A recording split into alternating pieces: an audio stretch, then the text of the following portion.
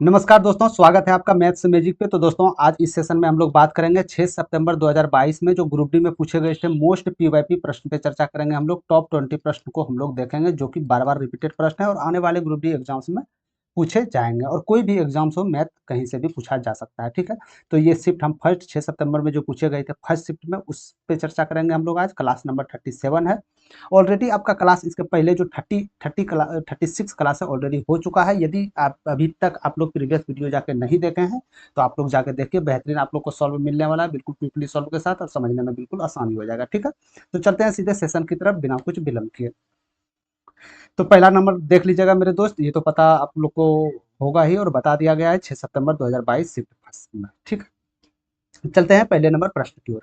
एक आदमी 75 किलोमीटर की चाल से एक निश्चित दूरी 8 घंटे में तय करता है। उसी दूरी को 6 घंटे में तय करने के लिए उसकी चाल क्या रहनी चाहिए, क्या होनी चाहिए उसकी चाल। ठीक है, तो यानी कि पहले जो 75 किलोमीटर पर गति चल रहा था तो 8 घंटे तक चला, कुछ ना कुछ दूरी तय किया होगा मेरे दोस्त। ये दोनों कुछ ना कुछ तो दूरी तय किया होगा। यदि इस चाल से चल रहा इतने घंटे में पहुंच रहा है तो कुछ ना कुछ दूरी तो होगा ना। तो दूरी क्या हो जाता है, चाल गुना समय। तो चाल 75 है, समय आपका 8 है, तो कुल दूरी यहाँ से निकल जाएगा आपका 600। ठीक है, कुल दूरी कितना निकल गया यहाँ से आपका 600 किलोमीटर कुल दूरी निकल गया। 600 ही निकलेगा ना, ये किलोमीटर में मेरे दोस्त। ठीक है, 600 किलोमीटर। तो यानी टोटल डिस्टेंस क्या है आपके पास 600 किलोमीटर। बोला जा रहा है उसी दूरी को, कौन दूरी को, जो आप तय किए यानी 600 किलोमीटर, इसी दूरी को 6 घंटे में तय करना है आपको। तो ये तो किलोमीटर दूरी है, 1 घंटा है। तो दूरी बेटे समय क्या हो जाता है, चाल ही तो होगा। तो चाल क्या हो जाएगा 100 किलोमीटर प्रति घंटा। तो इसका चाल निकल के आ गया 100 किलोमीटर प्रति घंटा। Option number A is correct answer. समझ गए आप लोग। ठीक है, तो चाल पूछा जा रहा था, तो चाल पूछा जा रहा है, समय ऑलरेडी दिया गया है, तो मेरा दूरी यदि निकल जाए तो हम चाल बता सकते हैं यदि समय दिया गया है। चलते हैं दूसरे नंबर प्रश्न की ओर। आपको बताना है 25 ग्राम को किलोग्राम में बदलें, तो आप लोग कैसे बदलिएगा इसको। 25 ग्राम को किलोग्राम में बदलने बोल रहा है, तो सबसे पहले आप लोग को ज्ञात होनी चाहिए कि 1 किलोग्राम बराबर 1000 ग्राम होता है। ठीक है, ये लोग तो आप लोग को तो पता होगा। ठीक है, दिनचर्या वाला है ये, तो आप लोग को पता होगा 1 केजी में 1000 ग्राम। तो 25 ग्राम है, तो इसको किलो में बदलेंगे तो क्या करना पड़ेगा, अरे 1000 से तो भाग देना पड़ेगा, तब तो ये केजी में परिवर्तन होगा। नहीं समझे, अरे ये भाई मेरे 25 ग्राम है ना, किलो में बदलने के लिए इसको तो 1000 से तो भाग देना होगा ना। तो यहाँ से आप लोग का क्या आ जाएगा 1/40 केजी। तो 1/40 KG is right answer, option number B. ठीक है, ये प्रश्न कुछ प्रश्न मौखिक 25 प्रश्न पूछे जाते हैं ग्रुप डी में। ऐसा बात नहीं है कि 25 प्रश्न आप लोग को पूरा हार देखने को मिलेगा। इसमें से 15 प्रश्न ऐसा रहेगा जो इजी रहेंगे और 5 से 10 प्रश्न जो होंगे मॉडरेट रहेंगे और 5 प्रश्न थोड़ा सा हाई क्वालिटी का दिया जाता है। ठीक है, तो हम लोग सब विषय पे चर्चा करेंगे, easy moderate high A to Z. तो लास्ट तक सेशन पे आप लोग बने रहिएगा और ये प्रश्न बार बार रिपीटेड प्रश्न हर एक एग्जाम्स में पूछे जाते हैं। ठीक है, चलते हैं तीसरे नंबर प्रश्न की ओर। ये प्रश्न ध्यान से सॉल्व कीजिएगा मेरे दोस्त, ये प्रश्न जैसा दिखता है वैसा है नहीं। ठीक है, और बहुत सारे स्टूडेंट कंफ्यूज कर या तो गलती करते हैं या स्किप करके चले जाते हैं, तो आपको ऐसा कुछ करना नहीं है। क्या बोला जा रहा है, मान लीजिए एक्स सबसे बड़ी संख्या है। ठीक है, एक्स जो है वो सबसे बड़ी संख्या है जिससे 70 8505 और 9925 को विभाजित करने पर शेषफल 22 45 और 55 बचते हैं। तो एक्स के अंकों का योग क्या होगा ये आपको बता। ठीक है, तो एक्स वो बड़ी संख्या हमको मालूम नहीं एक्स क्या है, यानी कि इतना पता है कि 7072 में और ये तीनों संख्याएं में यदि हम एक्स से भाग दें तो शेषफल ये बचता है। ठीक है, तो मैं क्या ये बता सकता हूँ कि यदि वो संख्याओं को 7072 में भाग देने पर शेषफल यदि 22 बच रहा है, यदि मैं बोलूँ कि 1772 में 7072 में यदि हम 22 माइनस कर दें तो क्या ये संख्याएं पूरी तरह एक्स से विभाजित हो जाएगी, क्या मैं ये पूछना चाहता हूँ। अरे भाई कोई संख्या विभाजित करते हैं जो शेष बचता है तो उसी को तो आप माइनस करते हैं ना, भाज्य में उसी को तो माइनस करते हैं शेष में। नहीं समझे, जैसे 2 से भाग दिया हम 7 में तो 2 तिया 6 हो गया, शेषफल क्या बचा 1। तो 1 को जो है जिसको भाग दे रहे हैं, ठीक है, इसी में तो 1 यदि माइनस कर दीजिएगा तो ये संख्या पूरी तरह 2 से कट जाएगा या नहीं कट जाएगा। ठीक है, तो यानी कि हम शेषफल को माइनस कर दिए तो ये संख्या 1 से कटना चाहिए। इसी प्रकार यदि हम इसको माइनस करें तो यहाँ पे क्या आ जाएगा 0 हो जाएगा, 6 हो जाएगा, 4 हो जाएगा, 8 हो जाएगा, यानी 8460 ये भी 1 से विभाज्य होगा, होगा या नहीं। ठीक है, इसी प्रकार 9925 में यदि हम 55 माइनस कर दे तो यहाँ पे 0 हो जाएगा, यहाँ 7 हो जाएगा, यहाँ 8 हो जाएगा। ठीक है, यानी 9870 जो होगा मेरे दोस्त ये भी 1 से विभाज्य होगा। ठीक है, यहाँ तक समझ गए आप लोग। तो वही तो मैंने बता रहा मेरे दोस्त कि ये तीनों वो एक ही संख्या से विभाज्य है। तो कोई भी तीन संख्याएं एक ही संख्या से विभाज्य हो तो उसी को तो आप एचसीएफ कहते हैं मेरे भाई, उसी को तो आप एचसीएफ कहते हैं ना, कि वो बड़ी से बड़ी संख्या जो दी गई संख्या को विभाज्य करते हैं उसी को तो आप एचसीएफ कहते हैं। यानी कि 7 7 70 50 84 60 और 98 70 का एचसीएफ चाहिए बस। कहने का मतलब ये। अब एचसीएफ तरीका निकाल एचसीएफ का निकालने का भी तरीका अलग अलग है। कोई भाग विधि निकालेगा, कोई गुणनफल विधि निकालेगा, कोई गुणनखंड विधि निकालेगा। ठीक है, और हम जो है बिल्कुल अलग तरीका से इसको देखेंगे। ठीक है, तो सबसे पहले हम इसमें यदि एचसीएफ निकालना हो तो ये मेथड हर एक जगह काम आएगा आपको। सबसे इन तीनों में छोटी संख्याएं देखना है, क्या है छोटी संख्याएं? 1750, यही तो छोटी संख्या है ना। ठीक है, क्या 1750 सबको विभाजित कर रहा है? नहीं कर रहा, यानी ये तो एचसीएफ नहीं हो सकता है, नहीं हो सकता। तो वो संख्या आप यहाँ लीजिए मेरे दोस्त जो 1750 को भी विभाजित कर सकता है। तो यानी या तो एक काम कीजिए गुरुजी, नहीं होगा इसका हाफ ले लीजिए। तो हाफ यदि हम 35 और 25 लेते हैं, क्या 35 और 25 सबको विभाजित कर रहा है? इसको तो कर पा रहा होगा, लेकिन ये दोनों को नहीं कर पा रहा है, यानी ये भी नहीं हो सकते। इसका हाफ भी नहीं हो रहा, क्या इसका एक तिहाई हो रहा है? एक तिहाई देख लेते हैं, एक तिहाई करते हैं तो 3 दूनी 6 आ जाएगा ना। 3 दूनी 6 1, 3 तिया 9, 3 पचे 15, यानी कि 2350 क्या सबको विभाजित कर रहा है? तो नहीं जी, ये भी नहीं कर रहा है। 4 से क्या ये 4 यदि 1/4 करेंगे तो 1/4 संख्या विभाजित 1/4, तो ये विभाजित ही नहीं होगा। समझ रहे हैं? यानी कि ना तो हाफ होगा, ना 1/3 होगा इसका, ना 1/4 होगा। तब फाइनली हम 1/5 देखेंगे। तो 1/5 क्या हो जाएगा? 5 से कम 5, 5 चौके 20, 5 से कम 5, यानी 1410। क्या 1410 तीनों संख्याओं को विभाजित कर रहा है? देख लेते हैं। जी हाँ, ये 5 बार में कर रहा है, ये 6 बार में कर रहा है, ये 7 बार में कर रहा है, यानी कि साफ साफ मेरा एलसीएम निकल के आ गया 1410। ठीक है, तो ये प्रतिक्रिया जो आपको बताया, ये प्रक्रिया इतनी फास्ट होनी चाहिए। आप कैलकुलेट विधि से कर सकते हैं कि हाथ से इसका हो रहा है। ठीक है, आप प्रैक्टिस करते करते वो हो जाएगा। यानी एचसीएफ क्या निकला आपका? 1410। क्या पूछा जा रहा है? तो x के अंकों का योग पूछा जा रहा है। तो x क्या है? ये है, इसका योग क्या होगा? 4 1 5 1 6 हो जाएगा। तो उसका उत्तर 24, करेक्ट आंसर ऑप्शन नंबर 4। समझ गए आप लोग?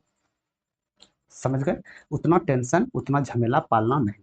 ठीक है, एचसीएफ खोज रहा, हम एचसीएफ निकालते हैं, चाहे वो संख्या होगा या तो उसी के नीचे होगा ना, उसमें से आप उत्तर दे सकते हैं। ठीक है, चलें आगे, चलते हैं चौथा नंबर प्रश्न। चौथा नंबर प्रश्न बोला रहा है, एक ट्रेन है मेरे दोस्त, एक ट्रेन एक खंभे को 80 सेकंड में पार करती है। यदि ट्रेन की चाल 36 किलोमीटर प्रति घंटा हो तो ट्रेन की लंबाई क्या होगा, ये आपको बताना है। तो हमेशा बार बार आप लोग को समझा रहे हैं मेरे दोस्त कि कोई भी ट्रेन यदि कोई खंभे को पार कर रही है, कोई भी ट्रेन, ध्यान से सुनिएगा, कोई भी ट्रेन यदि किसी खंभे को पार कर रहा है तो उसके द्वारा चली गई दूरी, ट्रेन द्वारा चली गई दूरी ही ट्रेन की लंबाई के बराबर हो जाता है। ये बात हमेशा याद रखिएगा। ठीक है, याद रह जाएगा, कहीं कोई दिक्कत नहीं। ठीक है, तो यानी कि ये हम समझे कि यदि कोई खंभे को कोई ट्रेन पार कर रही है तो उसके द्वारा जो चला गया तय किया गया जो दूरी होगा वो ट्रेन के लंबाई के बराबर होगा। ठीक है, यानी कि वही दूरी ट्रेन की लंबाई मानी जाती है। तो यानी कि ट्रेन की लंबाई बराबर दूरी। ठीक है, तो दूरी क्या होता है? चाल बटे समय। चाल क्या है? 36 है। समय क्या है? 80 है। लेकिन एक बात याद रहे कि यहाँ 80 सेकंड में तय कर रहा है और ये चाल 36 किलोमीटर प्रति घंटा है। इसको मीटर पर सेकंड में आपको बदलना होगा। तो किलोमीटर प्रति घंटा को मीटर पर सेकंड में बदलने के लिए आप क्या करते हैं? 5/18 से गुना करते हैं। तो यहाँ 5/18 से गुना कीजिए तो ये मीटर पर सेकंड में बदल गया। फिर इसको सेकंड से आप गुना कर दीजिए, क्योंकि आप जानते हैं दूरी बराबर क्या हो जाता है? 4 गुना समय। ठीक है, तो यहाँ से आप 18 दूनी 36 हो गया, 5 दूनी 10, यानी 800 मीटर टोटल ट्रेन की लंबाई आप बोल दीजिए, या इसके द्वारा चली गई दूरी बता दीजिए। Total 800 metre is correct answer option number A. ठीक है, बिल्कुल एक नैडर में समझना है, कहीं झमेला नहीं पालना है। जो पूछे हकीकत में बताना, रट्टा नहीं मारना है, समझ के बनाना है। टाइम लग सकता है समझने में, लेकिन एक बार यदि समझ के बनाने लगे फिर आपको मैथ में कोई नहीं हरा सकता। ठीक है, चलते हैं 55 नंबर प्रश्न। 55 नंबर प्रश्न में बोला जा रहा है, एक आयताकार है, एक आयताकार मैदान की भुजाएं दिया गया था लंबाई और चौड़ाई। तो एक हमने आयताकार एक बना लिए मैदान, या आयताकार मैदान है। इसकी लंबाई 77 मीटर दिया गया है और इसकी चौड़ाई 50 मीटर दिया गया है। ठीक है, यहाँ तक आप लोग समझ गए, कहीं कोई दिक्कत नहीं। ठीक है, अब बोला जा रहा है कि इसका क्षेत्रफल एक वृत्ताकार मैदान के क्षेत्रफल के बराबर है। एक वृत्ताकार मैदान भी है। ठीक है, तो इसका एरिया जो है ना, इसका एरिया और इसका एरिया बराबर है। तो यानी इसका आयत का एरिया क्या हो जाएगा? लंबाई गुना चौड़ाई।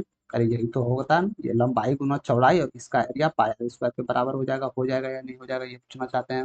हो जाएगा। ठीक है, तो लंबाई गुना चौड़ाई कितना है? 77 लंबाई है गुरुजी, चौड़ाई 50 है। टोटल एरिया इसका निकल गया, यानी इस एरिया के बराबर होगा। इस एरिया के बराबर होने का मतलब है कि 22/7 पाई का मान आर स्क्वायर यदि आप करते हैं तो 77 गुना 50 के बराबर करना होगा। तो यहाँ से 11 से 7 बार में जाएगा, 2 से ये 25 बार में जाएगा, तो यहाँ से त्रिज्या आप लोग का 7 गुना 5 निकल जाएगा, यानी कि त्रिज्या आपका 35 आ गया। आ गया या नहीं आ गया, मैं ये पूछना चाहता हूँ, क्या त्रिज्या आपका 35, किसका त्रिज्या 35 आया? अरे किसका त्रिज्या 35 आया? ये वृत्त का त्रिज्या 35 आया। यदि वृत्त का त्रिज्या मेरे भाई दोस्त 35 आ गया, वृत्त का त्रिज्या यदि 35 आ गया, तो इसको जो चाहे आप निकाल सकते, चाहे वो परिधि निकाल सकते हैं, एरिया निकाल सकते हैं, है ना? तो क्या बोला जा रहा है, वृत्ताकार मैदान की परिधि क्या होगा? तो वृत्ताकार मैदान की परिधि क्या हो जाता है?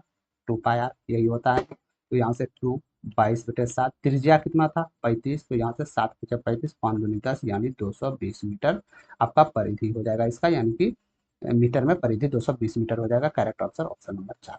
ठीक है, कोई दिक्कत नहीं है। कुछ हमने नहीं किए, सिंपल बोला जा रहा था इसका एरिया बराबर है, तो हमने भी कुछ नहीं किए, दोनों का एरिया बराबर। ठीक है, दोनों बराबर करने के बाद त्रिज्या तो ऑटोमेटिक निकल जाएगा। तो यहाँ से त्रिज्या निकल गया। ठीक है, त्रिज्या निकलने के बाद हम इसका परिधि निकाल दिए, कोई दिक्कत नहीं। चलते हैं आगे की ओर। कोई भी दिक्कत होगा कहीं भी तो आप लोग कमेंट सेक्शन में जरूर पूछ सकते हैं। ठीक है, छठा नंबर प्रश्न को आप लोग कीजिए।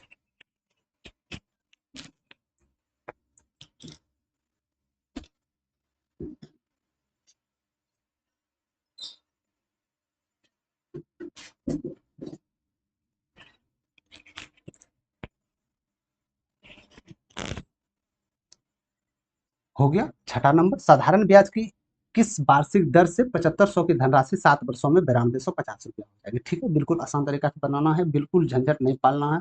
बार बार मैं बता रहा हूँ कि साधारण ब्याज पर कोई धनराशि आप लगाए, आपके पास मूलधन था 7500 रुपया।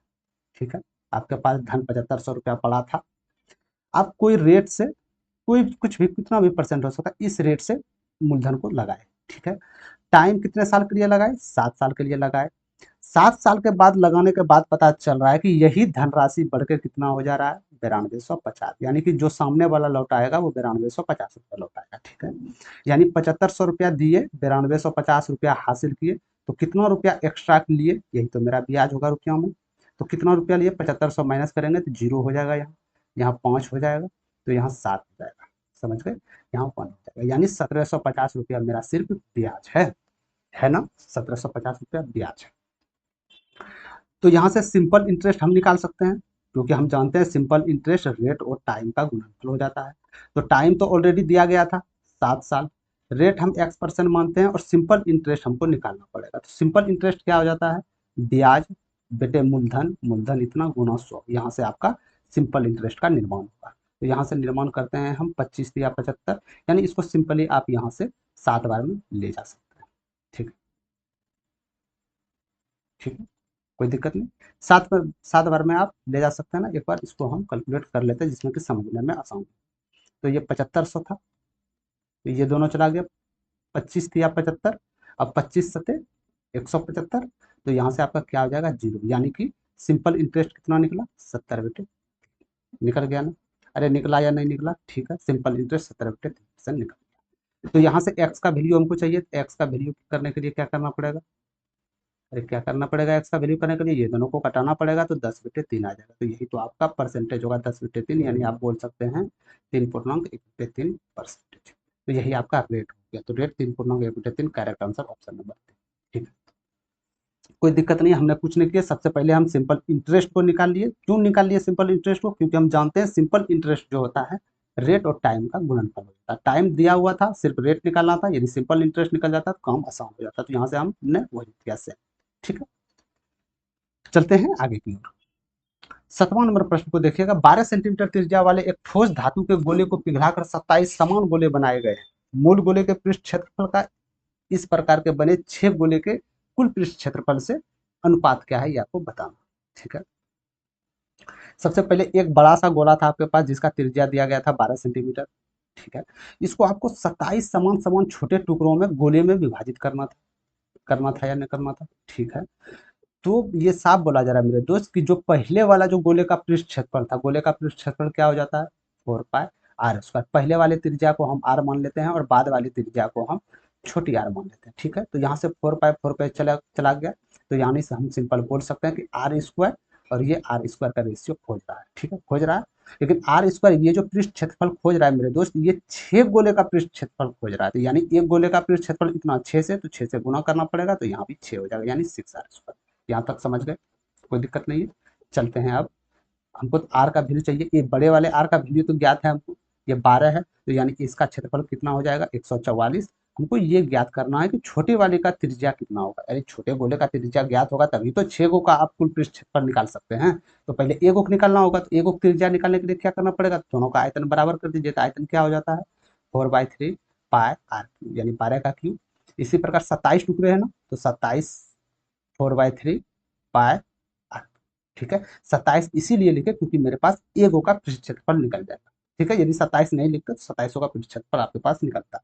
तो यहाँ से 4/3 पाया गया, 4/3 पाया गया, तो आर स्क्वायर का जो वैल्यू निकल जाएगा मेरे दोस्त, आर क्यू का वैल्यू जो निकल जाएगा, तो क्या निकलेगा 12/3, ठीक है। यानी आर का वैल्यू जो निकल जाएगा 12/3 निकलेगा, तो आर का वैल्यू 4 निकलेगा। यानी त्रिज्या कितनी है छोटे गोले का त्रिज्या 4 है। अरे ये छोटे गोले का त्रिज्या कितनी है 4 है, 4 है, सबका 4 है, 27 गोला का, तो यानी कि इसकी त्रिज्या 4 हो गया, तो 6 4 को समझ गए यहाँ तक।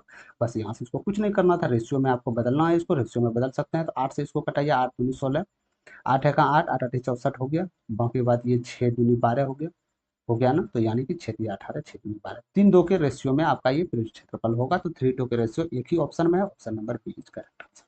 समझ गए, ये हमने प्रोसेस बताया कि इस विधि से आप इसको बना सकते हैं, ठीक है। हमने डायरेक्ट यहाँ एग्जाम्स में रहते तो डायरेक्ट हम 4 पाई नहीं लिखते, क्योंकि 4 पाई दोनों में सेम है, रेशियो खोज रहा है, तो ये दोनों हट जाएगा, यानी इसका त्रिज्या का स्क्वायर चाहिए और इसका 6 त्रिज्या का स्क्वायर चाहिए। इसका त्रिज्या तो मेरे पास ज्ञात था, इसका ज्ञात नहीं था, तो हमने यहाँ से निकाल के 6 से गुना कर दिया, ठीक है। क्यों 6 से गुना किया, क्योंकि 6 गोले का खोज रहा था रेशियो, रेशियो निकल के आपको सामने चले आया, ठीक है। चलते हैं 8वां नंबर प्रश्न की ओर। 8वां नंबर प्रश्न को बड़ा ध्यान से देखिएगा, ये प्रश्न भी है कुछ नहीं, थोड़ा सा कॉम्प्लिकेटेड है, कैलकुलेटिव टाइप है। बाकी बात कैलकुलेशन से आपको बचना है, बार बार हमने यही आपको बताया कि कैलकुलेशन से जितना हो सके बच के रहना, क्योंकि कैलकुलेशन फंसा देता है। अब आधा दूर कोई भी सवाल यदि मान के चलिए, कोई भी पेपर में सवाल आया, यदि आप यहाँ तक सवाल को बना लिए फिर इसको छोड़ने का मन नहीं करता है, समझ रहे हैं ना, तो यही टाइम आपका लेके जाता है, टाइम का पता नहीं चलता। तो इतना नहीं करना है, यदि कैलकुलेटिव ज्यादा लगे तो उस प्रश्न को छोड़ के आपको आगे बढ़ना है, फिर आगे देखना, ठीक है। बाकी बात ये कैलकुलेटिव है नहीं, तो इसको किस मेथड से करते हैं, तो आइए हम लोग जानते हैं, ठीक। बोला जा रहा था कि एक बिक्री के दौरान 66.2/3% सामान 26% लाभ पर बेचे गए। कुछ सामान होगा, कुछ सामान उसके पास होगा जो बिक्री के लिए रखा होगा, उसका 66 टू इतना परसेंट जो है उस सामान का इतना परसेंट 26% लाभ पे बेचा गया। 25% सामान 20% लाभ पे, और जो शेष सामान थे वो 40% हानि पर बेचा गया। तो आपको बताना है कि कुल लाभ यदि x% है तो x का वैल्यू क्या है, यानी कि कहने का मतलब है कुल लाभ कितना परसेंट है, ये आपको बताना, ठीक है। तो यदि हम मान लेते हैं मेरे दोस्त, मेरे पास 100 वस्तु था बिक्री के लिए, तो यदि हम 100 मान लेते हैं और इसका हम इतना परसेंट यदि निकालते हैं मेरे दोस्त, तो थोड़ा सा कॉम्प्लिकेटेड हो जाएगा, क्योंकि 2/3% करना है, ठीक है। 200/3% निकालेंगे थोड़ा सा कैलकुलेटिव होगा, क्योंकि ये पूर्णांक में चले जाएगा, ठीक है। तो इस जगह आपको इस कॉमन सेंस द्वारा एक ऐसी संख्याओं को यहाँ पे खोजना है आपको, जिससे कि ये संख्याएं पूरी पूरी विभाज्य हो जाए। तो यानी कि पूर्णांक में 3 है, तो यानी 3 के मल्टीपल ही आप रख सकते हैं। तो हम कुछ नहीं किया, हम 300 मान लिए कि टोटल जो वस्तु बिक्री के लिए था टोटल 300 था। यहाँ तक समझ गए आप। क्यों हम 300 माने, इसका भी पीछे रीजन, हम 100 भी मान सकते थे मेरे दोस्त, क्योंकि वो कॉम्प्लिकेटेड जाता, लंबा जाता, इसीलिए हम उसके बचने के लिए यहाँ पे ऐसी संख्याओं को रखें जो कि इससे विभाज्य हो जाए, पूर्णांक से 3 से। कैसे विभाज्य हो जाए, यानी कि ये वस्तु का 66.5%, 66.5% क्या हो जाएगा इसका, तो यानी 200/3%, 200/3% कितना हो जाएगा, यानी 300 में जाएगा 3, यानी 200, ठीक है। यानी कि वस्तु बिकने के लिए जो आपका है इतना वस्तु बेचा जा रहा है, समझ गए। इतना वस्तु बेचा रहा है, कितना परसेंट लाभ पे बेचा रहा है, 26% लाभ पे बेचा रहा है। तो 26% लाभ पे बेचने का मतलब क्या हुआ, ये वस्तु कितने में बेचेगी, यानी 252 रुपये में बिकेगा। ये आपका बिक्री है, समझ गए, लाभ द्वारा बिक्री। तो ये 252 रुपये में वस्तु बेचेगा, यहाँ तक समझ गए, कोई दिक्कत नहीं है, ध्यान पूर्वक देखिएगा, ठीक। अब बोला जा रहा था कि शेष सामान का 25%, 300 तो सामान था, 200 ऑलरेडी 66 66.2/3% तो ले लिए, शेष आपके पास क्या बचा, 300 में 200 गया, 100 बचा। तो 100 का 25%, 100 का 25% क्या हो जाएगा, अरे 100 का 25% क्या हो जाएगा, 25 तो ही होगा, यानी 25% लाभ, कितने परसेंट लाभ पे बेचा जा रहा है, तो इसको 20% लाभ पे, 20% का वैल्यू क्या हो जाता है 1/5, इसको लाभ में बेचिएगा तो 6/5 हो, यानी कि इसको गुना 6/5 से यदि करते हैं तो ये कितना हो जाएगा 30 हो जाएगा, यानी 30 रुपये में वस्तु बिकी, ठीक है। यहाँ तक समझ गए।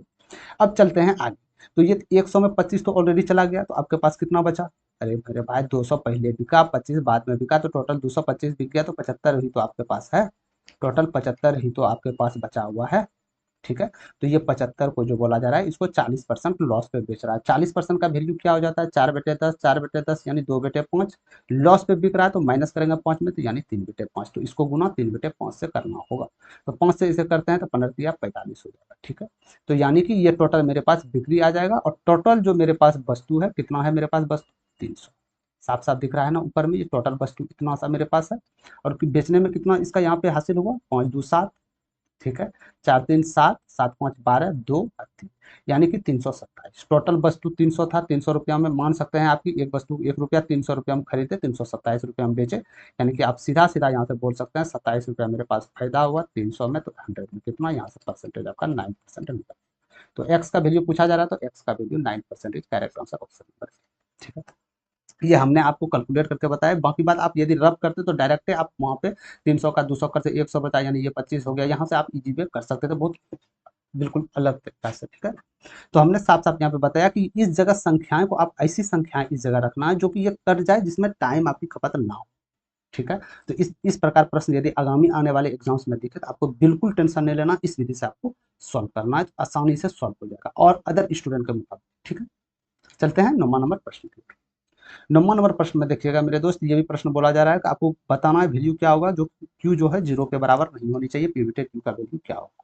ठीक है, तो इस प्रकार प्रश्न आ जाए तो ये डंडा जो है ना, जिसको आप बार बोलते हैं ऊपर पे पावर, तो इसका काम है मेरे भाई, ये जैको के पावर होगा, जितनी संख्या के पावर होगा इसका आप मान लेना है कि ये संख्याएं बार बार रिपीट कर रहा है। जैसे 2.3 पे पावर यदि बार है, तो ये आप मान लीजिए 2.33333333, ये रिपीटेड करते जा रहा है अनंत तक। ठीक है, इसीलिए हम इसको संख्याओं को ना लिखने के बजाय 3 पे पावर डैश दे देते हैं, इससे मतलब ये निकल आ जाए कि ये 3 संख्याएं बार बार रिपीट कर रहा है। ठीक है, कोई दिक्कत नहीं है। तो टोटल यहाँ इस प्रकार प्रश्न को टोटल आप संख्याएं लिखिए, ये संख्याएं हैं कि क्या गो पे पावर बार है, मतलब छत क्या गो पे पावर है, 2 पे पावर 2 गो पे है, किस पे नहीं है? 45 पे, ये दोनों साइड पे नहीं है, तो इसको आपको हटाना है यहाँ से। 45 हटा दिए, कितने पे पावर है? 2 पे पावर, यानी इसके ऊपर छत है तो डबल लाइन, जिस पे पावर नहीं है तो 1 0, यानी दशमलव के बाद का देखना है आपको। ठीक है, तो यहाँ से यदि हम ये माइनस करते हैं तो 2 आ जाएगा, 2 आ जाएगा, यानी 4522 हो जाएगा, फिर 990 हो जाएगा। 5 से नहीं जाएगा, 2 से हम खत्म करने की कोशिश करते हैं। 2 दूनी 4, 2 दूनी 4, 2 छके 12, 2 1 2, इसी प्रकार 2 चौके 8, 2 9 18। ठीक है, 2 पंचे 10। ठीक है, अब इसको हमको पूर्णांक में तोड़ना है, तो क्या पूर्णांक में तोड़ने के लिए क्या ये संख्याएं 5 से विभाज्य होगा? 5 बार में जाएगा? नहीं, 5 बार में बहुत ज़्यादा हो जाएगा, क्योंकि आप अप्रोक्सली इसको 500 मानते हैं ना, तो 5 बार में 2500 हो जाएगा, बहुत ज़्यादा हो जाएगा। ठीक है, तो ये 100% ये क्वालिफाई है कि 100% श्योर है कि ये संख्याएं 4 से जाएगा, और जो बचेगा ऊपर में। यदि हम 4 से ये करते हैं तो आप कैसे करते हैं? यदि आप इसको विभाजित कीजिएगा मेरे दोस्त 4 से, तो इसको गुना करना पड़ेगा 495, फिर इसमें घटाना पड़ेगा, तब पूर्णांक के रूप में ऊपर आएगा, नीचे 495 आएगा, यही होगा ना? अरे यही होगा ना? ठीक है, तो यानी 495 को यदि 4 बार करते हैं तो इकाई डिजिट पे क्या होगा? 5 चौक 20, 0, यानी ये संख्याएं में घटेगा वो संख्याएं, तो 0 जाएगा, तो यानी इकाई डिजिट पे 1 आएगा। तो आपका उत्तर वो होनी चाहिए 4 पूर्णांक, अंश में इकाई डिजिट पर 1 आनी चाहिए, और हर 495 आनी चाहिए। तो उत्तर आप लोग का 4 के साथ चला जाएगा, करेक्ट आंसर ऑप्शन नंबर 2। ठीक है, कोई दिक्कत नहीं है, कैलकुलेटिव उतना नहीं करना है, जहां तक उत्तर आपको ऑप्शन से बार बार बीच में नजर देते रहना है, जितना जल्दी उत्तर मिल जाए उसके साथ आप लोग को निकल जाना है। ठीक है, चलते हैं 10वां नंबर प्रश्न की ओर। आपको बताना है कि एक रिज्यू कोण कितना होता है, रिज्यू कोण कितना होता है। इसमें बहुत सारे ये न्यू वर्ड देखते मिलते हैं, बहुत सारे कंफ्यूज हो गए कि क्या रिज्यू कोण 0 डिग्री होगा। बहुत सारे 0 डिग्री मार दिए, ये उत्तर नहीं हो पाया। बहुत सारे 90 डिग्री दिए, ये भी नहीं हुआ। बहुत सारे ने 100 दिए, ये भी नहीं होगा। अरे रिज्यू कोण सीधी कोण बात बराबर है मेरे दोस्त, चाहे आप रिज्यू कोण बोल दीजिए, चाहे आप सीधी रेखा में कोई कोण बोल दीजिए, समझ गए? ये दोनों का मतलब बराबर ही होता है। ठीक है, तो हमेशा याद रखें, कोई भी सीधी कोण में जो निर्मित होता है ये 180 डिग्री होता है, इसी को ही आप रिज्यू कोण बोलते हैं। ठीक है, चलते हैं आगे की ओर 11 नंबर प्रश्न की ओर। ये प्रश्न में भी देखिएगा, ये प्रश्न बहुत सारे स्टूडेंट जो बेसिक का कीड़ा होंगे ना, तो वो क्या करेंगे? ए प्लस बी का होल स्क्वायर प्लस ए प्लस बी का होल स्क्वायर, फिर इसका स्क्वायर करेंगे, फिर इसको कटाएंगे, फिर गुना करके वन, जो भी लिखना वो लिखेंगे। हम बिल्कुल ऐसा नहीं करना। आपने देखे कि क्वेश्चंस में दिए गए हैं ए का वैल्यू साइन ए, ये तो कोई कोण होगा, कोई डिग्री होगा, चाहे वो 30 डिग्री हो, 50 डिग्री हो, 45, कुछ भी होगा, हम नहीं जानते हैं। और नीचे में भी जो आंसर दिया गया है उसमें भी दिया गया है कि ये कुछ भी एंगल हो सकता है जो बराबर एंगल हो। ठीक है, और इसका मान बराबर हो, ये बात माने तो कुछ मत कीजिए। ए का मान आप 45 डिग्री रखिए, आप कुछ भी रख सकते हैं। यहाँ हमने 45 डिग्री इसीलिए माना क्योंकि 45 डिग्री ए का मान रखने के बाद इसका जो भी आपका सरलीकरण के बाद जो भी इसका आएगा फाइनली, वो इसमें भी ए का मान 45 डिग्री रखने पे चारों में से एक में बराबर होनी चाहिए। ठीक है, तो यदि हम 45 डिग्री मान लिए तो 45 डिग्री मानने के बाद इसका उत्तर सॉल्व कीजिए तो क्या आ जाएगा, साइन 45 डिग्री का मान 1/√2। इसी प्रकार कोसेक 45 डिग्री का मान √2 इसका होल स्क्वायर है। ठीक है, इसी प्रकार कोसेक 45 डिग्री इसका भी 1/√2 हो जाएगा और √2 का होल स्क्वायर। यहाँ तक समझ गए। ठीक है, तो √2 गुना √2, 2 2 1 3, 3/√2 का होल स्क्वायर। इसी प्रकार इसमें भी हो जाएगा 3/√2 का होल स्क्वायर। ठीक है, तो यहाँ से क्या आ गया आपका 9/2 प्लस 9/2 बराबर क्या हो जाएगा 9।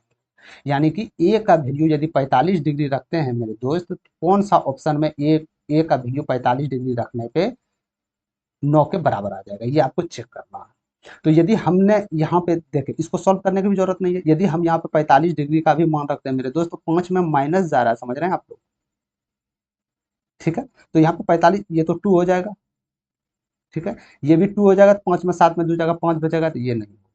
पहली बात तो ये, यानी जो भी होगा प्लस वाला, जो भी होगा प्लस वाला, ये भी नहीं होगा आपका।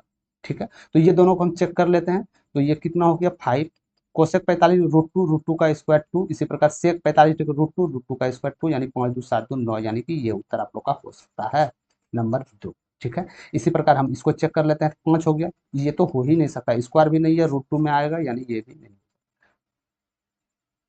ठीक है, समझ गए। तो इसीलिए आंसर आप लोग को 2 के साथ चले जाएगा। तो इस प्रकार प्रश्न आप लोग को यदि इस विधि से बनाए तो सबसे आसान विधि होगा मेरे ख्याल से, इस विधि से बनाना भी चाहिए। ठीक है, वैल्यू मेथड बहुत ही बेस्ट मेथड होता है। चलते हैं 12 नंबर प्रश्न की ओर। 12 नंबर प्रश्न में बोला जा रहा है कि संपर्क क्रांति एक्सप्रेस दिल्ली से चेन्नई, यानी कि कोई ट्रेन है दिल्ली से चेन्नई की ओर जा रही है। ठीक है, ये डिस्टेंस है आपका दिल्ली से चेन्नई, 2:30 में 75 किलोमीटर प्रति घंटा से यात्रा करते हैं। ठीक है, एक ट्रेन है जो कि 2:30 में यहाँ से 75 किलोमीटर प्रति घंटा की गति से यहाँ से ट्रेन एक खुलती है। ठीक है, ये बात यहाँ तक समझ गए आप लोग, अच्छी बात है। दूसरा ट्रेन जो है यही दूरी, यहीं से कहाँ से, दिल्ली से चेन्नई के लिए 4:30 में खुलती है और यही ट्रेन की गति 90 किलोमीटर प्रति घंटा होती है। यहाँ तक समझ गए। तो आपको बताना है मेरे दोस्त ये कि दिल्ली से कितनी दूरी, यानी कि यहाँ से दिल्ली स्टार्ट है, तो दिल्ली से किस दूरी पर, इस दूरी पर या इस दूरी पर, इस दूरी पर दोनों ट्रेनें एक साथ मिलेगी। ठीक है, यानी कितनी दूरी पर, डी से कितनी दूरी पर ये दोनों ट्रेनें एक साथ क्रॉस करेंगी, ऑटोमेटिक क्रॉस करेगी, क्योंकि इसका रफ्तार ज्यादा है, इसका कम है, इसको पहले आप छोड़ दिए हैं, इसको बाद में छोड़िएगा, कहीं ना कहीं क्रॉस को करेगा। तो कितना क्रॉस करेगा ये आपको बताना। ठीक है, तो सबसे पहले हम देखते हैं मेरे दोस्त कि जिस ट्रेन का गति ज्यादा था, जिस ट्रेन का गति ज्यादा था उसको तो बाद में छोड़ा गया था। ठीक है, कितना घंटा बाद में, यानी 2 घंटे बाद में, 2 घंटे डिस्टेंस है ना, यानी कि इससे इसकी दूरी, इससे जो चलने की स्टार्ट करने की समय है 2 घंटे ज्यादा है। तो यानी ऑटोमेटिक ये बात हुआ मेरे दोस्त कि ये 2 घंटा ऑलरेडी चल चुका होगा, तभी तो ये 2 घंटे के बाद स्टार्ट होगा। तो यानी कि ये 2 घंटे में कितना चला, अरे ये 2 घंटे में कितना चला, 75 किलोमीटर प्रति घंटा से चल रहे हैं, तो 2 घंटे में कितना चल जाएगा, 150 किलोमीटर चल, यहाँ तक समझ गए आप। तो 150 किलोमीटर ये यहाँ से चला, ध्यान पूर्वक देखिएगा, 150 किलोमीटर यहाँ तक चला, तब ये ट्रेन यहाँ से निकलना स्टार्ट करेगी। ठीक, अब जब स्टार्ट करेगी यहाँ से, तो कोई भी कितनों समय में तो जाके मिलेगा ना मेरे भाई, ये कितनों समय, मान लेते हैं एक्स घंटे में दोनों ट्रेनें मिलती है।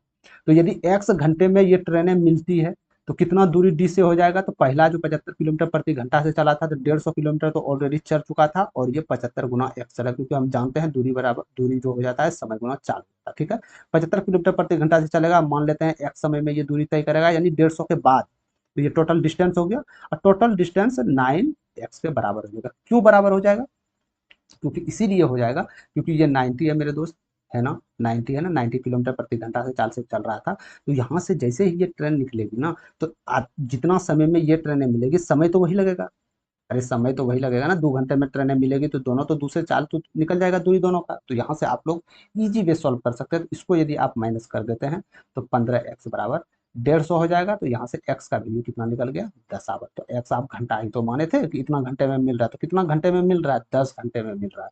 कहाँ से 10 घंटे में मिल रहा है, यहाँ से 10 घंटे में मिल रहा है। ये दूरी तो हमने गिने ही नहीं। तो यानी पहले दूरी 150 किलोमीटर चला था और 10 घंटे में ये ट्रेन 75 किलोमीटर प्रति घंटा चाल से 750 किलोमीटर दूरी तय करेगा, यानी कि टोटल आप बोल सकते हैं 900 किलोमीटर दूरी डिस्टेंस तय करेगा। ठीक, तो यहाँ से इजी वे आप लोग आंसर दे सकते थे 900 किलोमीटर दूरी। ठीक है, कोई दिक्कत नहीं है। चलते हैं आगे की ओर। क्योंकि देखिए मेन बात है मेरे दोस्त, आप बोल रहे हैं इसमें प्लस करके क्यों इसमें किए, क्योंकि इसकी चाल अधिक है ना। तो चाल अधिक है तो इसमें एक्स करेंगे मेरे दोस्त, इसका तो चाल कम है। यानी कि ये जो 150 किलोमीटर बाद जो दूरी, इतना दूरी जो तय करेगा, इसमें सबसे ज्यादा दूरी तय तय कौन करेगा? अरे यही तो 90 किलोमीटर जो जा रहा था, जो सबसे ज्यादा चाल से जा रहा था वही गति तय करेगा, कम वाला कम चलेगा। तो इसके बराबर कर देने के बाद आपको का समय आ जाएगा, समय आ जाएगा तो आप लोग जो चाहे उत्तर दे सकते हैं। ठीक है, ध्यानपूर्वक, समझ में नहीं आया एक बार में तो एक बार रिपीट करके देखिएगा, 100% समझ में आएगा। चलते हैं 13 नंबर प्रश्न की ओर। ये आप लोग का, ये सॉरी माफ कीजिएगा, ऑप्शंस आप लोग का टाइप नहीं हो पाया इसका, तो इस पे ध्यान नहीं दीजिएगा आप लोग। यहाँ चलते हैं, एक त्रिभुज की समान भुजाएं के विपरीत कोण कैसा होता है? एक त्रिभुज है, बोला गया है समान कोण के विपरीत भुजाएं, यदि ये दोनों समान है तो इसके विपरीत भुजाएं क्या होगा? हमेशा बराबर होगा, ये बात याद रखिए, क्योंकि हम जानते हैं एक त्रिभुज के तीनों कोणों का योग 180 डिग्री होता है, तो ये भी 60 होगा, ये भी 60 होगा, ये भी 60 होगा, क्योंकि त्रिभुज बोला नहीं गया कि ये समकोण है, ये क्या है। सिंपल बोला गया है कि एक त्रिभुज में विपरीत भुजा, सामने भुजाओं की जो विपरीत भुजा है उसकी क्या हो जाएगा? ये बराबर हो जाएगा वो भुजा। ठीक है, चलते हैं आगे की ओर।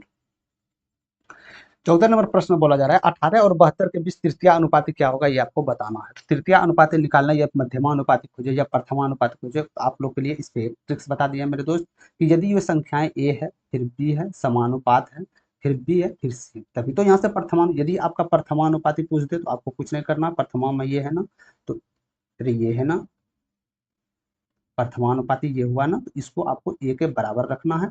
ये दोनों समांतर में, ये दोनों कहीं भी जाएगा साथ में जाएगा, तो यानी कि बी स्क्वायर बटे सी। मध्यमानुपाती पूछ दे तो मध्यमानुपाती बी है, दोनों साथ में, यानी बी स्क्वायर गुणनफल, यानी कि 9 गुना का ए से। ठीक है, तृतीय अनुपाती पूछ दे सी बराबर, तो दोनों साथ आ जाएगा, यानी बी स्क्वायर बटे ए।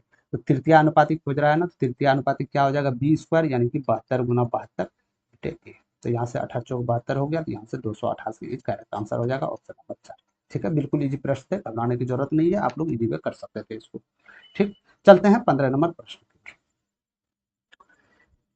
25, 31, 41 छात्रों के 3 बेंचों के औसत अंक दिया गया है, 20, 26, 56 है, सभी छात्रों के औसत अंक आपको ज्ञात करना है।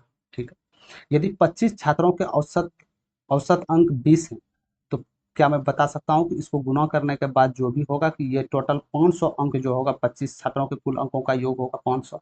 आप यही करते हैं ना, कि यदि कोई भी छात्रों की संख्याएं में औसत से गुना करते हैं तो वही तो अंक आता है टोटल निकल के, कि 25 छात्रों की संख्याओं का योग क्या हो जाएगा? 500। इसी प्रकार यदि आप इसको करते हैं 31 गुना 26, इसी प्रकार 41 बच्चे का 56 यदि औसत है तो इसको गुना करते हैं तो कुल योग निकल जाएगा। तो हम कुल योग निकालेंगे नहीं, हम इकाई डिजिट पे खेला करेंगे। ठीक है, तो इकाई डिजिट यहाँ पे कोई भी संख्या होगा तो यहाँ 6 हो जाएगा, इसी प्रकार कोई भी संख्या होगा यहाँ पे भी क्या हो जाएगा? 6 हो जाएगा। ठीक है, तो यहाँ पे भी 500 है, लेकिन हम मान लेते हैं कोई भी संख्या होगा इकाई डिजिट पे 0 होगा। ठीक है, क्योंकि 500 था। ठीक, तो यहाँ से इकाई डिजिट 2 आ गया, यानी 12 कोई भी संख्या होगा इकाई डिजिट 2 होगा। तो आपको संपूर्ण का औसत निकालना, संपूर्ण का औसत क्या निकालते हैं? कुल संख्याओं का योग। कुल संख्याओं का योग क्या है? यही तो है, इकाई डिजिट 2 है, मान लीजिए ये संख्याएं हैं, और कुल बच्चे से भाग देना। तो कुल बच्चे कितना है? तो यहाँ से देख रहे हो तो इकाई अंक देखना, 1 1 2 और 5 2 7, तो यानी ये आपका हो गया। इससे आपको भाग देना कोई भी यहाँ संख्या होगी। ठीक है, यहाँ तक समझ। यानी कहने का मतलब है कि जो दशमलव में तो आंसर है, दशमलव में आंसर है, तो इसका मतलब कि 2 तो पूर्ण रूप से नहीं कटेगा 7 से, या कोई भी संख्या होगा 7 से तो नहीं कट सकता। यदि 72 भी होता है यहाँ पे तो पूर्ण रूप से जाना चाहिए इसको, यानी ये संख्याएं नहीं। ठीक है, अब क्या करते हैं हम, कि यदि मान के चलिए मेरे दोस्त इस जगह 0 रहता, तो आप क्या इमेजिन कीजिए, यदि इस जगह 0 रहता तो आप क्या करते? दशमलव का काम एक 0 यहाँ हो जाता, और सक्रिया नहीं होता, 7 दूनी 14, तो 0.2 आता, यानी कि जो भी दशमलव से पहले है हमको लेना देना नहीं है, लेकिन दशमलव के बाद जो है तो 2 आता, 2 कहीं है नहीं है, यानी कि इस जगह 0 है ही नहीं। ठीक है, तो आप क्या मानिएगा, इस जगह 1 मान लीजिए। तो यदि 1 मानते हैं तो 7 का 7, तो शेषफल क्या बचा? 5, दशमलव का 0, 7 7 49 हो जाएगा ना, 7 7 49, तो यानी कि दशमलव के बाद 7 आना चाहिए, दशमलव के बाद 7 ऑप्शन में है, तो आप इसके साथ जा सकते हैं। ठीक है, आप इसके साथ जा सकते हैं। यदि आपसे इसकी क्लियरिटी नहीं होता है तो आप इसको गुना, सिंपली गुना करके जितने भी संख्याएं होगा, तो ये टोटल संख्याएं का योग करके जितने छात्र हैं, यदि इससे आप भाग दे दीजिएगा तो आप लोग का 35.78 उत्तर आ जाएगा। ठीक, समझ गए आप लोग? बाकी बात इकाई डिजिट से आप लोग इजी वे इसको कर सकते हैं। ठीक है, चलते हैं 16 नंबर प्रश्न की। 16 नंबर प्रश्न को देखिएगा, ये भी प्रश्न थोड़ा सा कॉम्प्लिकेटेड है, इजी, लेकिन बहुत सारे कंफ्यूज गलत उत्तर भी दिए थे। बहुत सारे स्टूडेंट ने इसमें गलत उत्तर भी दिए थे, बहुत सारे स्टूडेंट ने छोड़ भी दिए कि लास्ट में बनाएंगे, लास्ट में समय बचा। ठीक है, तो ये सबसे पहले इस प्रकार प्रश्न आए तो सबसे पहले आपके दिमाग में एक ही प्रश्न घुसना होगा, बोधमास। ठीक है, बोधमास मतलब क्या होगा, बी से यदि पहले ब्रैकेट का काम करना, पहले छोटी ब्रैकेट, तब मंझली ब्रैकेट, तब बड़ी ब्रैकेट का काम करना। ऑफ मतलब का, तब का काम करना है, मतलब तब भाग का काम क्रिया करना, तब गुणा का, तब जोड़ का, तब घटा का। ठीक है, यहाँ तक समझ गए आपको, कोई दिक्कत नहीं है। तो अब चलते हैं इसका प्रक्रिया करते हैं, तो सबसे छोटी ब्रैकेट, क्योंकि जानते हैं बोधमास में सबसे छोटी ब्रैकेट यदि काम क्रिया करते हैं मेरे दोस्त, तो यहाँ पे क्या हो जाएगा, 50/3, अरे होगा ना 50/3 प्लस 7/6। यदि आप इसका एलसीएम लेते हैं तो क्या हो जाएगा 6, यानी कि 107, यानी 107/6 यहाँ हो जाएगा। दोनों को योग करने पे क्या हो जाएगा 107/6 हो जाएगा ना। 107/6, तब फिर मंझली ब्रैकेट का काम क्रिया करना होगा, यानी कि 68 इसमें माइनस करना होगा। यदि आप 68 माइनस करते हैं मेरे दोस्त, ये क्या हो जाएगा, 68 48 8 4 हो जाएगा, 36 4 40 हो जाएगा। तो यानी ये संख्या क्या निकला, 301/6 निकल जाएगा। निकल जाएगा या नहीं निकल जाएगा, यानी 301/6, 301/6 निकल जाएगा। ठीक है, यहाँ तक समझ गए, महीने का खत्म। अब हम पूरा प्रोसेस करते हैं, 89 माइनस 336/301, इसी प्रकार प्लस 67। तो अब किसका काम क्रिया करना है आपको, तब अब गुणा, यदि का नहीं है, का नहीं है तो भाग का काम क्रिया, फिर गुणा का। ठीक है, तो गुणा का काम क्रिया कीजिए, तो यहाँ से 6×5 = 30, 6×4 = 36 हो जाएगा, 301 से 301 चले जाएगा। तो यहाँ से आप लोग का 89 माइनस 56, यही है ना, प्लस 67। ठीक है, तो ये करते हैं 9 7 16 5 156 में यदि आप 56 माइनस करते हैं तो हमेशा 100 के बराबर आएगा, तो 100 उत्तर इस करेक्ट आंसर ऑप्शन पर। ठीक है, तो आपको ये ध्यान देना होगा कि सबसे पहले छोटी ब्रैकेट का काम किया कीजिए, तब मंझली का कीजिए, तब औरों का गुना के बाद कोई भी हो तब इसका आप काम कीजिएगा। ठीक है, चलते हैं आगे की ओर। 17 नंबर प्रश्न में बोला जा रहा है मेरे दोस्त कि यदि आय में 500 रुपये की वृद्धि होती तो उपभोग में कितनी प्रतिशत वृद्धि हो। यदि उपभोग आय का 0.5%, 0.5। ठीक है, यदि आय आपका 100 है तो इसका 0.5 मतलब हाफ, 0.5 मतलब हाफ, यानी कि 50 इसका आपका क्या है, उपभोग है। ठीक है, मतलब कि जो खर्चा करा उपभोग जो है वो ही है। यदि 50 है तो इसका हाफ कितना 25, ये इतना उपभोग में जा रहा है। तो यदि मेरे दोस्त हम बात करते हैं कि आय यदि 500 रुपया वृद्धि हो जाती है तो उपभोग में कितना वृद्धि हो जाएगा, 250 वृद्धि हो जाएगा। वही तो पूछा जा रहा है, उपभोग में कितना वृद्धि होगा, 250 वृद्धि होगा। ये प्रश्न एमपीसी देख के आदमी कंफ्यूज करके क्या करना है क्या नहीं करना, वैसा कुछ नहीं करना है। सिंपल ये बोला जा रहा था कि आय का इतना दशमलव में 0.5% उपभोग में खर्चा होता है आय का। तो यदि आय में 500 वृद्धि हुआ तो इसका भी तो 0.5 खर्चा होगा ना, तो 250 रुपया यहाँ से इसका खर्चा हो जाएगा। ठीक, चलते हैं 18 नंबर प्रश्न की ओर। 18 नंबर प्रश्न में मेरे दोस्त ये चाहे तो आप फार्मूला से बैठा के बना सकते हैं, तो अन्यथा फार्मूला यदि नहीं बैठा है तो इसको इजी में आप लोग सॉल्व कर सकते थे। हमेशा ये देख के आप यहाँ से डायरेक्ट फार्मूला की और ए क्यू प्लस बी क्यू नहीं चलेगा, ए प्लस बी ए स्क्वायर माइनस बी ए स्क्वायर प्लस बी माइनस ए, ये सब बिल्कुल नहीं करना है। सिंपली लैंग्वेज में था, यहाँ सिंपली से आपको क्यू में करना था। तो यदि हम मान लेते हैं दोस्त 5 का क्यू करते हैं तो 125, 3 जीरो इधर आएगा, ये 3 जीरो ये 3 जीरो खत्म कर भी देते हैं हम। यदि माइनस करते हैं तो 2 दूनी 4 दूनी 8, तो यहाँ से यदि हम करते हैं मेरे दोस्त तो 3 3 एक प्लस है ना, तो 133, 3 जीरो को हमने हटाए थे तो नहीं 1,33,000 इसका टोटल आ जाएगा। ठीक है, तो हमेशा फार्मूला यूज नहीं करना है, ये साफ साफ वो उसने दिए हैं। क्योंकि बहुत सारे स्टूडेंट होंगे कि ये जैसे ही सवाल आए देखे ए क्यू क्या बी क्यू, ये है इतना इजी क्वेश्चन, चलिए बनाते हैं ए क्यू प्लस बी क्यू, ये फार्मूला बैठा। अरे भाई इतना क्यों करना है, साफ साफ आप देखिए कि क्यू यदि मात्र इजी में दिया है, ए का वैल्यू 50 दिया गया है, बी का वैल्यू दिया, क्या इसका क्यू आप नहीं जानते हैं। यदि इसका क्यू नहीं जानते हैं, 5 और 2 का तो क्यू जानते हैं ना, बस इससे निकल जाएगा आपका। ठीक है, तो हमेशा प्रश्न को समझ के देख के ऑप्शन समझ के ही सॉल्व करने दीजिएगा, ये नहीं कि डायरेक्ट प्रश्न आया और गिर गए। ठीक है, अब 19 नंबर प्रश्न को देखिएगा, बिल्कुल ही इजी प्रश्न है, इसमें आपको पेन भी उठाने की आवश्यकता नहीं थी, डायरेक्ट भी आप कर सकते थे। कैसे कर सकते थे, सीमा और दर्शन का आय का अनुपात 7:5 दिया गया है। वे 12,000 रुपया और 9,000 रुपया बचाता है, आय में से इतना बचाता है, तो यानी इसमें से इतना जाएगा तो खर्च कितना, व्यय कितना है, 17 और 12 के अनुपात में। तो क्या पूछा जा रहा है, सीमा और दर्शन का कुल व्यय कितना है। तो यानी कि ये सीमा और दर्शन का ये जो दिया गया है अनुपात मेरे दोस्त, 17x अनुपात 12x, ये तो व्यय का ही अनुपात है ना। अरे ये तो व्यय का ही अनुपात है, तो यानी कि व्यय का कुल अनुपात योग में क्या हो जाएगा, यानी 29x हो जाएगा। हो जाएगा या नहीं हो जाएगा 29x, यानी कि x के जगह पर वो संख्या होगा कि यहाँ x के जगह पर वो संख्या से गुना कीजिएगा तो ये चारों में से कोई एक आएगा। इतना बात जानते हैं, यदि x से इसमें गुना करने के बाद चारों में से कोई एक आएगा तो हमेशा चारों में से कोई एक संख्या 19 से विभाज्य होनी चाहिए। नहीं समझे। यदि 4 से हम मेरे भाई 7 से गुना करते हैं 7×28, तो ये ठीक है। तो हम मान लिए x का वैल्यू यहाँ, मान लिए ये 7 का वैल्यू यहाँ x हुआ, कि 4 को कोई भी संख्या से गुना कीजिएगा 28 होगा, तो ये 4 तो 28 से विभाज्य होनी चाहिए ना, तभी तो x का मान निकलेगा यहाँ से। तो इसी प्रकार ये संख्याएं में कोई 4 में से एक होगा, यानी 29 से विभाज्य करना होना चाहिए संख्या। 29 से क्या ये विभाज्य है? नहीं है। 29 से क्या ये विभाज्य है? नहीं है। 29 से ये है, हाँ है, ये 3 बार में, ये है, ये नहीं है। करने को गया ऑप्शन नंबर 3, बताइए क्या था? ठीक है। अन्यथा आप इस पे करते 7x बटे 5x, फिर आप 12,000 रुपया इसमें घटाते, 9,000 रुपया इसमें घटाते, फिर आप 17/12 के बराबर। ठीक है, इसमें कैलकुलेशन करते, इसमें झंझट लगाते, जो इसमें 1 मिनट समय जाता, अगले मिनट में 1 मिनट में आपका वो सॉल्व सॉल्व हो जाता है। ठीक है। तो बिल्कुल मैथ्स मैजिक आप लोग को यही सिखाने आया मेरे दोस्त, कि आप लोग बिल्कुल इजी में मैथ्स से आपको घबराना नहीं है। ठीक है। जिस प्रकार आप प्रश्न को समझते हैं, जिस तरह अप्रोच से उसको करने की कोशिश करते हैं, बिल्कुल वैसा होते ही नहीं, बिल्कुल उसका अपोजिट साइड चले जाता है। ठीक है। जिसमें कम समय लगना चाहिए उसमें आप लोग ज्यादा समय लगाते हैं, जिसमें ज्यादा समय लगना चाहिए उसको आप लोग छोड़ देते हैं। ठीक। तो हमेशा इन बातों पर ध्यान रखिएगा। चलते हैं 20 नंबर प्रश्न की ओर। 20 नंबर प्रश्न को भी देखिएगा। ये प्रश्न बोला गया मेरे दोस्त कि 2 वर्ष के अंतराल पर जन्मे 6 बच्चे का आयु का योग 42 साल। तो सबसे बड़े बच्चे की आयु कितनी होगी आपको बताना होगा। मतलब 2-2 साल अंतराल में बच्चा जन्म लिया, जैसे एक यदि 2 साल का है, दूसरा 4 साल का होगा, तीसरा 6 साल का होगा। यदि एक 10 साल का है तो दूसरा 12 साल होगा, फिर 14, यानी कि अंतर जो भी होगा 2-2। ठीक है। तो इसको आप चाहे तो यदि डायरेक्टली करना चाहते थे तो ऑप्शन से भी कर सकते थे, फिर इसका मेथड से भी बताएंगे मेरे दोस्त। तो ऑप्शन से पहले देख लेते हैं। यदि हम ऑप्शन नंबर 1 रखते कि सबसे बड़े लड़का की आयु यदि 12 है, तो इससे जो कम होगा उसका तो 10 होगा, फिर 8 होगा, फिर 6 होगा, फिर 4 होगा, फिर 2 होगा, यानी 6 बच्चे टोटल चाहिए। 1 2 3 4 5 6, 6 बच्चे टोटल आ गया। अंतर सबका 2-2 साल है, यानी 2-2 साल के बाद जन्मा है। और साथ में बोला जा रहा है कि सबका योग 42 साल होनी चाहिए। क्या इसका योग 42 साल है? यदि 42 साल है तो ये उत्तर आपका सही है, अन्यथा ये गलत है, दूसरा ऑप्शन रखना पड़ेगा। तो देख लेते हैं। 12 10 22 8 30 6 36 4 40 2 42, 100% इसका योग 42 के बराबर हो रहा है, यानी कि उत्तर आपका ये सही। ठीक है। यदि आप इससे नहीं करना चाहते हैं, यदि आप मेथड से जाना चाहते हैं तो कोई बात नहीं है। छोटे बच्चा का आयु आप एक्स मान लीजिए। ठीक है, एक सेकंड मेरे दोस्त।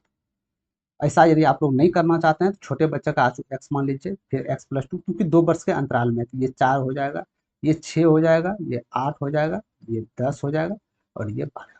ठीक है। 1 2 3 4 5 6, सॉरी 7 हो गया, तो हम 6 लेंगे। तो इसका योग कितना दिया गया था? 42 साल, यानी 6x प्लस 10 8 18 6 24 4 28 2 30 बराबर 42।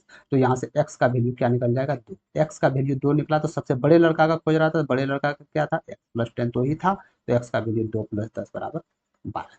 तो चाहे आप जिस विधि से बनाएं उस विधि से 12 उत्तर इसका आएगा। समझ गए आप लोग? तो ये था आपका लास्ट प्रश्न, 20 प्रश्न। तो कैसा लगा आप लोग को सॉल्व, ये सब आप लोग कमेंट सेक्शन में जरूर बताइएगा। कहीं भी आपको दिक्कत हुआ तो कमेंट सेक्शन में जरूर कर सकते हैं, उसका जो भी उत्तर होगा अगले सेशन में लेके आऊंगा। ठीक है मेरे दोस्त। और एक सेशन आप लोग का मैथ्स स्पेशल चलता है, टॉप 15 सवाल। ये महत्वपूर्ण प्रश्न है, ये महत्वपूर्ण प्रश्न आप लोगों को कराया जाता है, जो बार बार रिपीटेड हो, 5 बार 6 बार 7 बार भी पूछा जा रहा हो। ठीक है। तो ये आप लोग का चलता है, तो आप लोग इस सेशन से अटेंड जरूर करें। ठीक है।